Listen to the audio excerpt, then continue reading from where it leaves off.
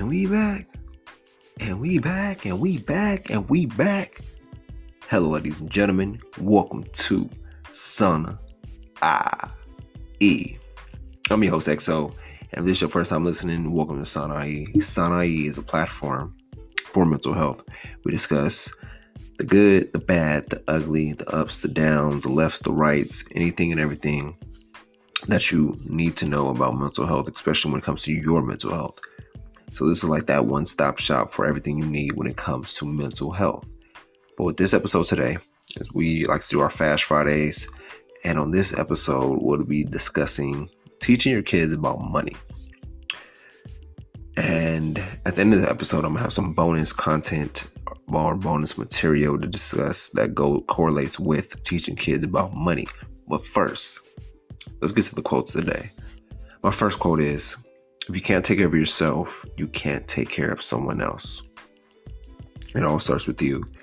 In anything and everything, you have to take care of your mental health. You got to take care of your physical health, your emotional health, your spiritual health. You have to take care of yourself first before you can even think about taking care of somebody else. So have you been taking care of yourself lately? What have you been doing to take care of yourself? Have you been doing physical activities that really build your physical health? What about your emotional or mental health? Have you been doing the things you need to do to build those up? Or have you been lacking on those? And if you have, that's good. Be honest with yourself, but just know it's like, yeah, I've been lacking, but I can move forward and really help and boost my physical, mental, and emotional health. So maybe you have to take that analysis of yourself or take an inventory and see, have I been lacking in these certain areas? But once again, that quote is, if you can't take care of yourself, you can't take care of someone else. And my second quote is, when you finally decide that you deserve more, the universe will give it to you. Do you want more? Like, do you really want more? Or you just been teetering over the line? Like, yeah, I want more, but I'm comfortable where I'm at. I want more, but I don't want to put that work to get it in. So it's like, if you know that you want more, you finally make that decision to say and speak it out and put it into the universe. Like, I want more. I want more in life. I want more in finances. I want more in love. The universe will give it to you, but you have to make that firm decision that's what you want, instead of hopping back and forth between the line of I want this or I don't want this. Be sure and make that concrete decision on what you want. But once again, that quote is, when you finally decide that you deserve more, the universe will give it to you. I'm going to give y'all a brief break and we're going to hop into the show discussing teaching kids about money. Thank y'all for tuning in to Sana IE.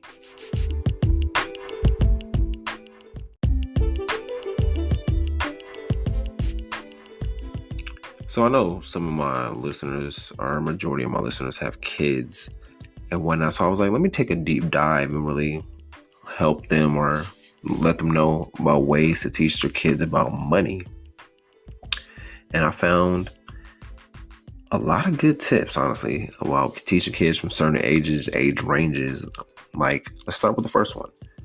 Between the ages of 4 and 7, teaching your kids how to count bills and coins, like playing Monopoly or playing Store at Home, helps them get more familiarized of what type of bills to use, what type of coins to use, how much money is worth, and letting them know what they can do with that money, especially when it comes to playing Monopoly.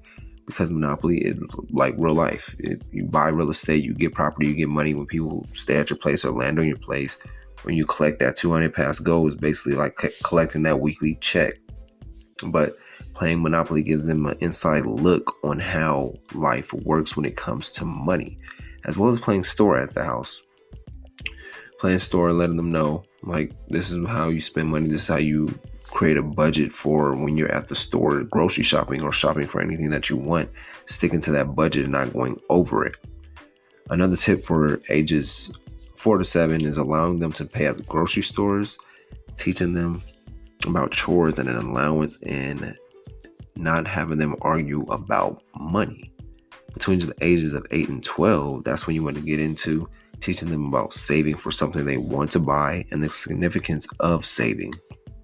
And maybe even opening a bank account and teaching them about the checking and savings account allocating their allowance towards the savings and creating a budget for their groceries or for the groceries. Between the ages of 13 and 15, this is where you want to educate your kids on budgeting, income, expenses, understanding the costs of buying a car, understanding their financial wants and needs, teaching them about using a debit and credit card. So 13 and 15, introducing budgeting, investing, expenses, understanding how to buy a car, why to buy a car, should they even buy a car or lease a car, or maybe even get a car from an auction or buy it from off the street. So understanding the differences of what to do and understanding their financial wants and needs, because at the ages of 13 to 15, you get so, I want to say it's like a kid in a candy shop, because you see that everything that you want to buy, especially with social media. So they want this, they want that, but it's like understanding, do they need that or do they want that? And teaching them about a debit card and a credit card, understanding which one should they use. Should they have a debit card? Should they even start a credit card? And understanding that. Bonus tip 2 would be adding your kids to open a credit line for them on one of your credit cards, or either one or all of your credit cards, whatever you prefer. The next one would be between ages 16 and 18, teaching them about the ROI of college, ROI, return of investment, store value cards, basics of investing in different financial accounts, household expenses for living on their own, educating them about business and side hustles. So teaching them about the ROI of college. Nowadays, the biggest thing that's been going around when it comes to college is the debt relief. So really getting to them and talking to your kids between the ages of 16 and understanding, do they want to go to college, or is college for them? Maybe they can go to a trade or a JC, or maybe college is not in their future. They don't want to do college. They just want to take the entrepreneurial life. But teaching them about the ROI of college. I wish this was something that I was taught, so I understand. So I understood what college was. But as well as store value cards, basics of investing in different financial accounts, letting them know about the Roth IRA, the different investing accounts that they can open up for themselves if they want to invest in the stock market or invest in real estate, letting them know about that and how that works as well. And then especially when it comes to household expenses when living on their own, because living on your own can be expensive if you don't have a set budget and knowing your weekly and monthly budget for yourself. This is something I've been getting familiarized with, and understanding the household expenses, because a lot goes into it when it comes to the bills, when it comes to your groceries, when it comes to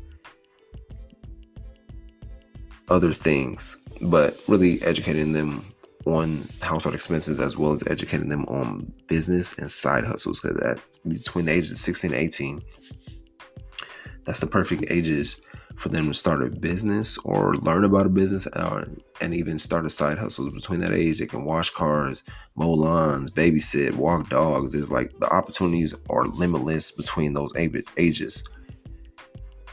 And this information came from Female in Finance. She laid out a few ideas for each age. Shout out to her.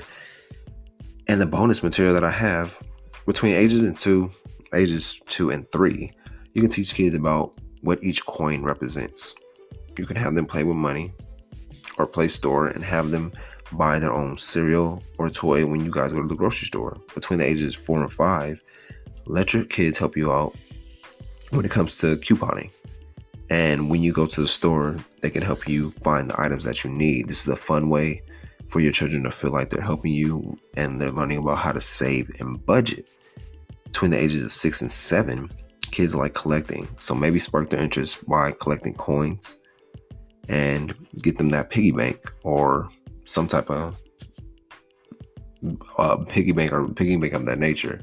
If you give kids an allowance, teach them about what it means to do a chore and earn money, because this teaches them about having a job and earning that money from that job. Between the ages 8 and 12, open a bank account for your kid and encourage them to start saving and what saving means.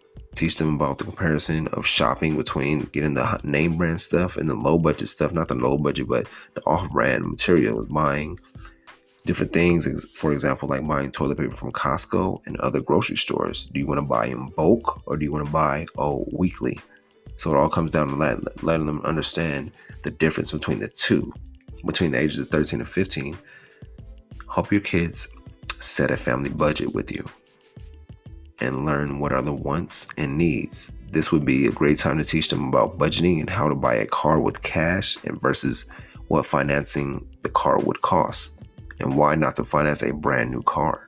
Teaching them between these ages so it sticks in with them and it molds with them. And last on the list, ages 16 through 18. It's the perfect time to get your kids interested in the stock market. Teach them the cost of college and if their career choice will pay for the lifestyle that they want. But I appreciate y'all tuning in. I hope this helped you out when it comes to teaching your kids about money. If you have kids, you don't have kids, take the notes for future references. When you do have kids, you can implement these tips in for them. I appreciate y'all tuning in. Have a great weekend.